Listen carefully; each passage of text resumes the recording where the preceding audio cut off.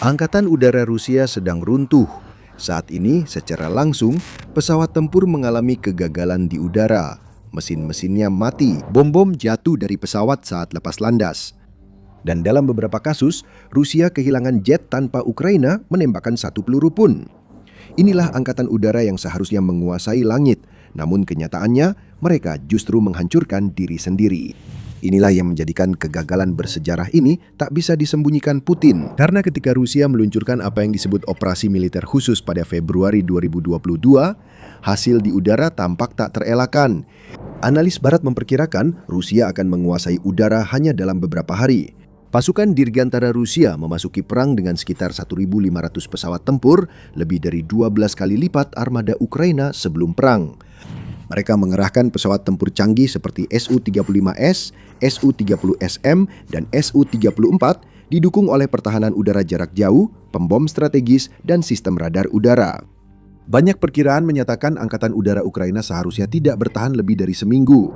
Lebih parah lagi, armada Ukraina merupakan campuran pesawat era Soviet yang sudah tua, banyak diantaranya kurang terawat akibat bertahun-tahun kekurangan dana.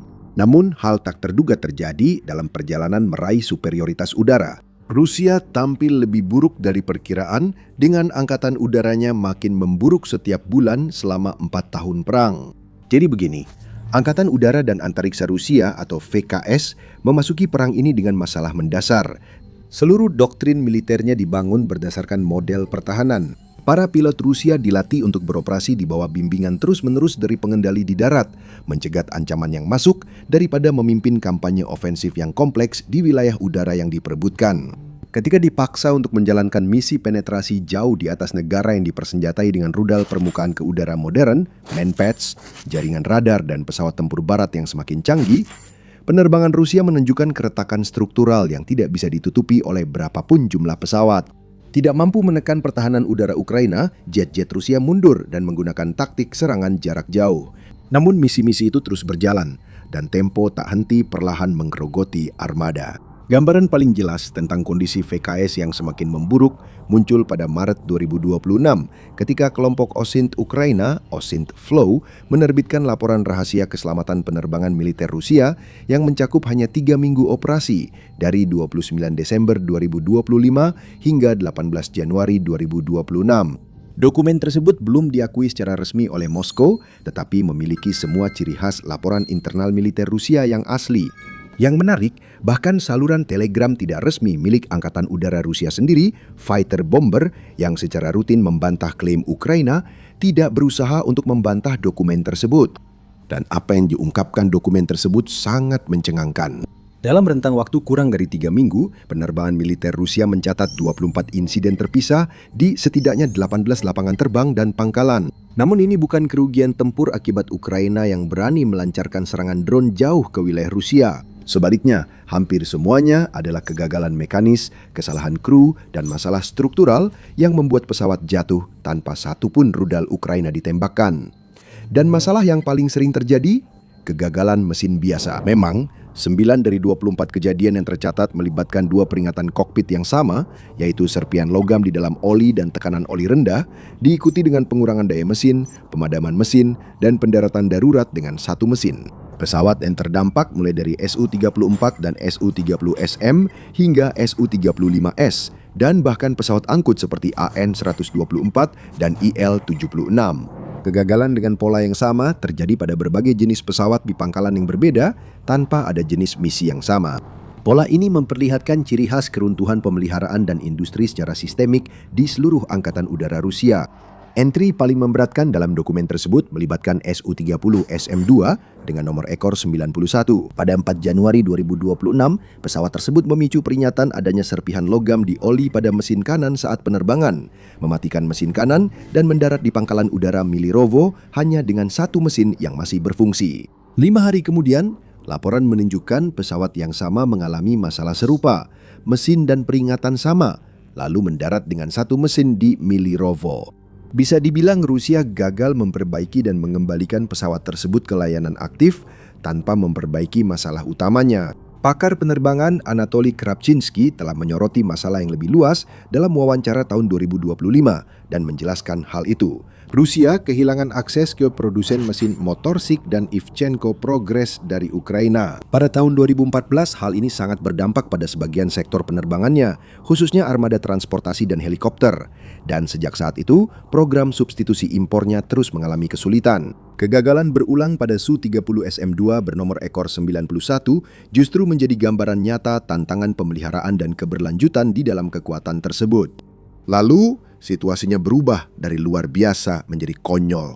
Pada 3 Januari 2026, sebuah Su-34 yang sedang menjalankan misi tempur melawan Ukraina mengalami sesuatu yang terdengar hampir mustahil. Sebuah bom luncur terpandu FAV-500 terlepas dari pesawat tepat saat roda diangkat tanpa ada perintah. Bom tersebut yang dilengkapi dengan kit pemandu UMPK mendarat beberapa ratus kaki di depan landasan pacu ke arah lepas landas. Yang menunjukkan, pilot tetap melanjutkan misi, seakan tidak baru saja kehilangan satu amunisi yang seharusnya digunakan untuk menyerang Ukraina dari jarak jauh.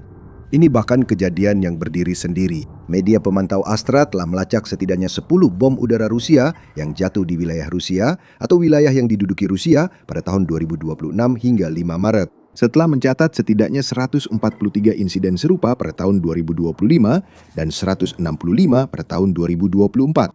Ternyata bom luncur yang bisa dibilang merupakan senjata ofensif utama Rusia secara spontan jatuh ke wilayahnya sendiri dengan laju yang kian menurun.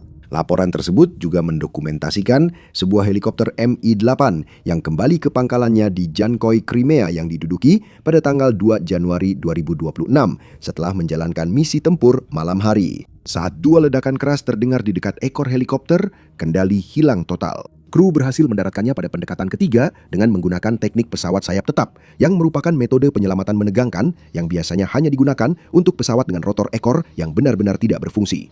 Inspeksi setelah penerbangan menemukan lubang hampir 1 kaki persegi di ekor helikopter, kabel-kabel yang terputus, antena radio HF yang hancur, dan serpihan logam pipi. Ukurannya kira-kira sebesar selembar kertas printer yang ditemukan di kabin kargo setelah menembus pintu geser dan mengenai pelat baja kokpit. Osinflo menilai profil kerusakan tersebut sesuai dengan serpihan dari rudal pertahanan udara Rusia, bukan akibat kontak tempur dengan pasukan Ukraina. Dengan kata lain, pertahanan udara Rusia mungkin telah menembak jatuh helikopternya sendiri. Coba renungkan sejenak. Pada titik ini, Rusia secara luas dianggap memiliki salah satu sistem pertahanan udara paling canggih di dunia setelah menginvestasikan puluhan tahun untuk menciptakan program yang bisa menyaingi desain Amerika. Bahkan jika sistem pertahanan udara kurang efektif, menembak pesawat sekutu sendiri tetap sangat memalukan. Masih banyak insiden lain yang disebut terjadi selama 3 minggu dalam laporan Osinflo, termasuk sebuah Su-35S yang menabrak pintu hanggar pelindungnya sendiri saat sedang berjalan di landasan sehingga merusak pot peperangan elektronik kibni miliknya, dan sebuah MiG-31BM yang ban roda pendaratan utamanya meledak setelah parasut pengeremnya gagal berfungsi. Sebuah helikopter serang KA-52M yang mengalami kegagalan total pada sistem hidroliknya selama misi tempur malam hari terpaksa melakukan pendaratan darurat. Dan sebuah pesawat angkut Tu-134A yang kaca depan komandannya retak hanya 13 menit setelah lepas landas. Melihat tingkat keparahan dan kesamaannya, bisa dikatakan armada udara Rusia beroperasi dan menjalankan misi dalam kondisi yang memang tidak pernah dirancang untuk dihadapinya. Contohnya, Angkatan Udara Rusia sebenarnya telah menerbangkan pesawat-pesawatnya dengan tempo yang sangat tinggi sejak kampanye Suriah pada tahun 2015. Dan tempo itu telah berlipat ganda beberapa kali sejak Februari 2022. Menurut analisis RAND Corporation tahun 2024, VKS menerbangkan pesawat-pesawatnya sekitar 2 hingga 4 kali lipat dari jam terbang tahunan yang seharusnya. Sekarang, dalam penggunaan normal di masa damai, pesawat seperti Su-35S akan menjalani pemeriksaan perawatan penuh pada mesin Saturn AL-41F1S setelah sekitar 1000 jam terbang. Dalam skenario perang nyata, pesawat harus terbang rendah mengikuti kontur medan untuk menghindari radar, sering menggunakan afterburner agar cepat keluar dari wilayah Ukraina usai menjatuhkan bom luncur, dan bermanuver menghindari pertahanan anti pesawat musuh. Interval perawatan yang direkomendasikan tiba-tiba menyusut dari 1000 menjadi hanya 700 atau bahkan 500 jam terbang. Rand memperkirakan penggunaan berlebihan membuat Rusia kehilangan sekitar 26 pesawat per tahun akibat kerugian imputasi, yaitu pesawat yang tidak hancur dalam pertempuran namun tidak bisa terbang lagi karena kelelahan logam dan keausan. Pada akhir tahun 2023, kerugian imputasi tersebut sudah mencapai sekitar 60 unit pesawat. Saat ini, angka itu jauh lebih tinggi. Dan situasinya semakin buruk bagi Rusia. Organisasi Intelijen Sumber Terbuka ORIEX telah secara visual mengonfirmasi penghancuran atau penangkapan setidaknya 40 Su-34 hingga 8 Su-35, setidaknya 170 pesawat sayap tetap secara total dan sekitar 170 helikopter. Bahkan, aset bernilai tinggi milik Rusia pun tidak luput. Ukraina telah menembak jatuh setidaknya 2 pesawat radar Beriev A-50U, masing-masing bernilai sekitar $300 juta, menggunakan kombinasi rudal darat ke udara Patriot yang dipasok oleh IS-REC dan sistem rudal jarak jauh S-200 era Soviet yang dioperasikan dalam mode penembakan rudal tanpa radar yang tidak konvensional. Pesawat A-50 ini pada dasarnya tidak dapat digantikan karena Rusia tidak memiliki kapasitas industri dan kemampuan untuk mengimpor suku cadang yang diperlukan akibat sanksi. Pukulan terakhir terjadi pada Juni 2025 ketika drone Ukraina menyerang 5 pangkalan udara Rusia yang menampung pembom strategis aktif jauh di dalam wilayah Rusia. Dalam satu malam, setidaknya 2 pembom strategis Tu-22M dan 4 Tu-95 hancur atau rusak parah. Bukan hanya aset-aset ini bernilai ratusan juta dolar masing-masing, tetapi juga merupakan salah satu cara utama Rusia menunjukkan kekuatan melalui penangkalan nuklir. Operasi Spy. Operasi Spiderweb dilaporkan merusak atau menghancurkan sekitar 40 pesawat militer, menargetkan tidak hanya pesawat jadi, tapi juga kapasitas produksi Rusia. Kemampuan Ukraina untuk menyerang target-target ini, tetapi yang lebih penting lagi untuk mempertahankan diri dari musuh yang jumlahnya lebih besar, juga sangat meningkat berkat kedatangan pesawat-pesawat barat secara bertahap. Sebelum tahun 2024, Ukraina menerbangkan armada MiG-29 Su-27 dan Su-25 era Soviet yang sudah tua. Platform yang sangat dipahami oleh Rusia dan keterbatasan taktisnya sudah diketahui dengan baik. Namun, pengiriman F-16 dari Belanda, Norwegia, Denmark, dan Belgia mulai mengubah situasi tersebut. Belanda saja telah menyelesaikan pengiriman 24 F-16 pada Mei 2025 dengan Norwegia menyumbang 14, Denmark berkomitmen 19, dan Belgia menjanjikan 30 lagi hingga tahun 2028. Perancis kemudian mengirim 6 pesawat Mirage 2005 sepanjang tahun 2025 dan Swedia mengumumkan surat pernyataan niat pada Oktober 2025 untuk menjajaki ekspor hingga 150 pesawat SAR JAS-39 Gripen E. Secara khusus, F-16 dan Mirage sudah digunakan secara operasional untuk mencegat rudal jelajah Rusia. Pesawat ini memberi Ukraina avionik standar NATO, radar, dan kemampuan rudal jarak jauh di luar jangkauan visual yang tak dapat ditandingi jet era Soviet. Untuk pertama kalinya dalam perang ini, Rusia menghadapi jet-jet yang belum mereka ketahui cara menghadapinya. Ketidakpastian itu ditambah dengan jaringan pertahanan titik Ukraina yang menggunakan sistem Patriot, NASAMS, dan IRIS, membuat pilot Rusia semakin enggan untuk masuk ke wilayah udara yang diperebutkan. Tapi jika Anda ingin mengetahui lebih lanjut tentang bagaimana peralatan dan taktik Barat benar-benar memberikan dampak di Ukraina, pastikan untuk berlangganan The Military Show. Kami mengunggah video setiap hari yang membahas setiap perkembangan dalam perang, serta pembaruan geopolitik global. Sekarang, di luar kemajuan avionik Ukraina, respons doktrinal Rusia pada dasarnya telah menjadi bahan perdebatan bagi para analis Barat. Tanpa cara untuk menguasai udara di atas Ukraina, setelah gagal melakukannya pada bulan-bulan awal ketika peluangnya paling besar, Rusia semakin mengandalkan bom luncur. Ini adalah bom era Soviet seperti FAB-500, FAB-1500, dan bahkan FAB-3000 yang dilengkapi dengan sistem pemandu sederhana dan kit sayap, sehingga pesawat dapat melepaskannya dari jarak 20 hingga 30 mil dan segera kembali ke tempat yang aman. Setelah awalnya menggunakan beberapa lusin bom per minggu secara konsisten pada awal 2023, perkiraan terbaru menunjukkan bahwa Rusia menggunakan hingga 100 bom per hari di seluruh garis depan pada akhir 2025. Strategi ini terbukti efektif secara militer dalam menghantam posisi Ukraina. Namun, serangan bom luncur tidak mengurangi jam terbang pesawat. Lepas landas, perjalanan ke zona peluncuran, pelepasan senjata, dan kembali ke pangkalan terus menambah keausan pada tiap komponen. Rusia mungkin telah menemukan cara untuk mengurangi risiko bagi para pilotnya sambil mempertahankan tempo operasional. Tetapi mereka belum menemukan cara untuk mengurangi keausan pada mesinnya. Bocornya laporan keselamatan penerbangan membuat hal ini sangat jelas. 9 kegagalan mesin dalam 3 minggu pada pesawat yang digunakan terutama untuk menjalankan misi pengeboman luncur adalah akibat langsung dari menerbangkan armada yang sudah menurun pada tingkat yang tidak dapat dipertahankan. Kemampuan Rusia untuk mengganti atau memperbaiki pesawat itu hancur bersama armadanya. Sebuah laporan November 2025 dari Royal United Services Institute berjudul Kerentanan dalam Produksi Sukhoi menjelaskan krisis manufaktur tersebut secara rinci. Rusia hanya memproduksi 9 Su-34 pada tahun 2022, meningkat menjadi 13 pada tahun 2023, dengan target hanya 17 untuk tahun 2025. Pengiriman Su-35S mencapai 10 dari 12 unit yang dipesan pada tahun 2024. Dengan demikian, produksi tahunan gabungan pesawat Su-30, Su-34, dan Su-35 adalah sekitar 20 pesawat per tahun. Berdasarkan frekuensi laporan Oryx, jumlah itu hampir menutupi kerugian tempur yang sudah dikonfirmasi, belum termasuk kerugian tambahan akibat penggunaan berlebihan. Masalah utamanya adalah isolasi Rusia yang makin meningkat. Produksi sangat bergantung pada mesin perkakas asing, elektronik khusus, dan insinyur terampil yang banyak diantaranya telah bermigrasi. Sanksi telah mengganggu akses terhadap peralatan manufaktur presisi yang menjaga jalannya lini produksi. Mesin CNC Jepang dari Sodic di salah satu fasilitas penting dipasang pada tahun 2017 dan dijamin akurat selama 10 tahun. Rusia kini tidak bisa lagi secara legal mendapat pengganti atau suku cadang mesin itu. Waktunya hampir habis. Krisis industri pertahanan yang dijelaskan oleh majalah Defense pada November 2025 ternyata lebih dalam lagi.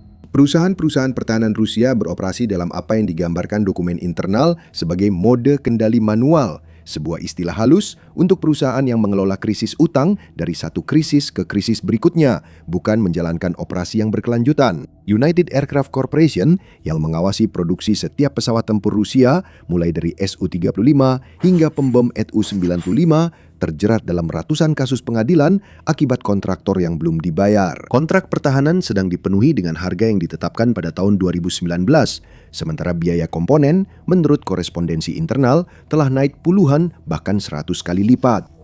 Perusahaan-perusahaan mengalami kerugian yang pasti pada setiap pengiriman.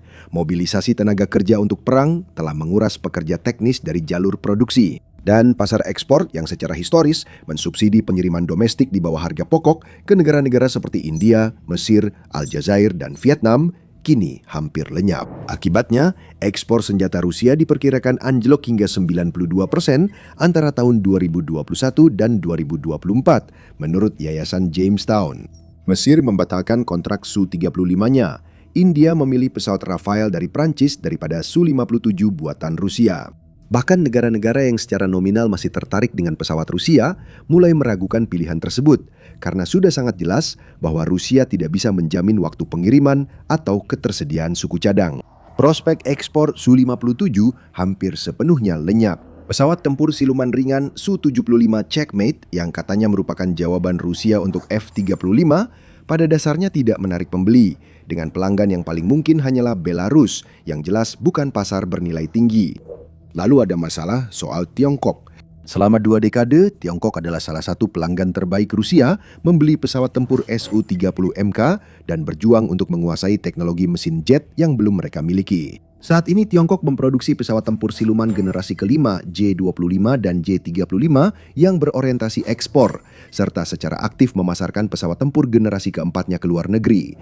Sejauh ini, hanya Pakistan yang telah menerima J-10C, sementara negara-negara seperti Iran, Mesir, Indonesia, dan Uni Emirat Arab telah menunjukkan minat atau menjajaki kemungkinan kesepakatan.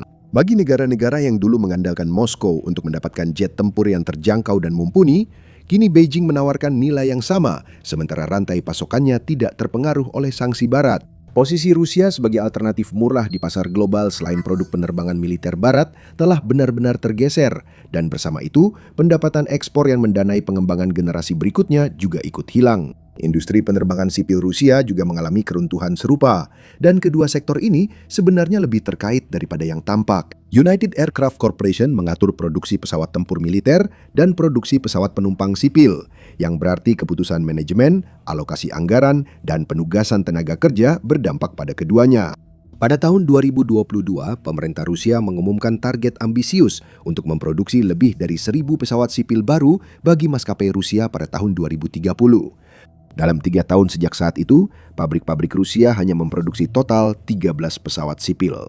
Pada tahun 2025, Rusia hanya mengirimkan 1 pesawat komersial dari 15 yang direncanakan. Target produksi untuk tahun 2024 dan 2025 dipangkas dari 171 pesawat menjadi 21, lalu dipotong lagi karena apa yang disebut pejabat sebagai tantangan pendanaan. 1.000 pesawat pada tahun 2030 sejak itu diam-diam direvisi dalam agenda publik Kremlin, dengan rencana terbaru kini menargetkan sedikit di bawah 1.000 pesawat buatan dalam negeri karena jadwal mundur akibat sanksi dan tantangan produksi. Armada sipil Rusia dengan lebih dari 700 pesawat mayoritas Airbus dan Boeing kini bergantung pada komponen dari pasar abu-abu, dan Dinas Intelijen Luar Negeri Ukraina telah menilai bahwa Rusia bisa kehilangan hampir 30% pesawat sipilnya pada tahun 2030 karena sanksi telah mencekik pasokan suku cadang. Kita sudah mulai melihat beberapa tanda keruntuhan itu, seperti pada pesawat angkut berat AN-22 yang patah menjadi 2 dan jatuh di dekat Moskow pada Desember 2025, menewaskan 7 orang. Pesawat itu terbang 1 tahun melewati masa pensiunnya. Kemungkinan ini adalah AN-22 terakhir yang beroperasi di Rusia. Berikut penjelasannya. Laporan perawatan yang bocor, proyeksi kerugian yang diperhitungkan, angka produksi, keruntuhan ekspor, krisis utang industri, kekurangan tenaga kerja, dan kerusakan pada penerbangan sipil. Armada Rusia mulai kalah dalam perang, namun bukan terutama karena lawannya. Pilot Ukraina juga tidak lebih unggul dalam jumlah misi. Sebaliknya, Rusia memaksa setiap pesawat melewati batas kemampuannya, semua demi mencoba mengakhiri perang yang pada dasarnya terhenti di akhir tahun keduanya. Presiden Rusia Vladimir Putin tak bisa terus menyembunyikan kehancuran ini. Dengan setiap kegagalan mesin atau pesawat yang jatuh, kerugian akan terus bertambah dan Dinas Intelijen Ukraina kini cukup mahir untuk mendeteksinya agar semuanya tercatat. Pertanyaannya sekarang hanya berapa armada yang tersisa saat perang usai. Namun alasan sebenarnya Rusia runtuh tidak hanya terbatas pada angkatan udaranya. Untuk mengetahui lebih lanjut, tonton video ini. Dan jangan lupa untuk berlangganan The Military Show untuk analisis mendalam tentang perang di Ukraina dan urusan militer global lainnya.